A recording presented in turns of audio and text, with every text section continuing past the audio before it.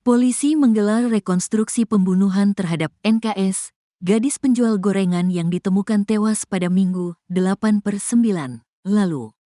Rekonstruksi ini digelar di Kayu Tanam, Kecamatan 2x11 6 Lingkung Kayu Tanam, Padang Pariaman, Senin, 7/10. Terkait dengan proses ini, petugas gabungan dari TNI Polri hingga BPBD dikerahkan ke lokasi untuk melakukan pengamanan. Pasalnya, tersangka pembunuhan, Indra Septiarman alias Indregen turut dihadirkan ke lokasi. Terpantau sejumlah masyarakat juga turut hadir saat rekonstruksi berlangsung.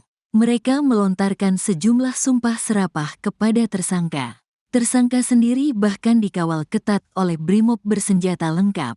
Ada beberapa adegan yang diperagakan oleh Indra dalam rekonstruksi ini, seperti saat dirinya menyekap NKS dari belakang dan menyeretnya ke semak-semak. Adapun sosok NKS sendiri diperankan oleh pemeran pengganti. Sebagai informasi, tersangka Indra ditangkap oleh kepolisian pada Kamis, 19/9, di Padang Pariaman. Indra menjadi tersangka karena melakukan pemerkosaan disertai pembunuhan terhadap NKS 18. Peristiwa nahas ini dialami NKS saat dirinya tengah berjualan gorengan pada Jumat, 6/9, petang. Kepada polisi, pelaku mengaku niatnya untuk memperkosa muncul setelah membeli dagangan korban. Seusai NKS tewas, Indra menguburkan jasadnya di area semak-semak. Indra kemudian kabur dan baru ditangkap setelah hampir 2 minggu melarikan diri.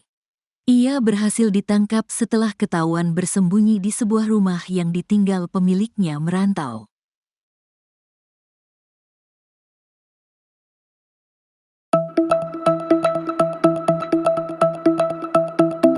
Polisi melakukan reka ulang kasus pemerkosaan dan pembunuhan gadis penjual gorengan Nia di Kayu Tanam, Padang Pariaman, di TKP.